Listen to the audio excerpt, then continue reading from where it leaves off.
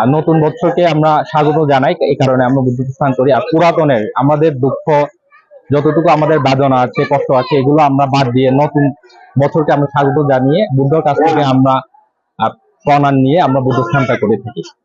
সবাই আমাদের কেনে আসে বুদ্ধ স্নান করার জন্য। বুদ্ধ মূর্তি স্নান করানোর মধ্য দিয়ে আমরা পুরনো বছরকে বিদায় দিয়ে নতুন বছরকে বরণ করি। তারপরে হচ্ছে আমাদের ধর্মীয় নীতি অনুসারে আমরা আমাদের এই কেন্দ্রীয় বিহারে এসে হচ্ছে বিহারের চারপাশে প্রদক্ষিণ করি এবং আমরা পঞ্চশীল গ্রহণ করি। পুরনো বছরকে আমরা বিদায় জানিয়ে নতুন বছরে স্বাগত করার জন্য আমরা বুদ্ধ স্নানটা করি।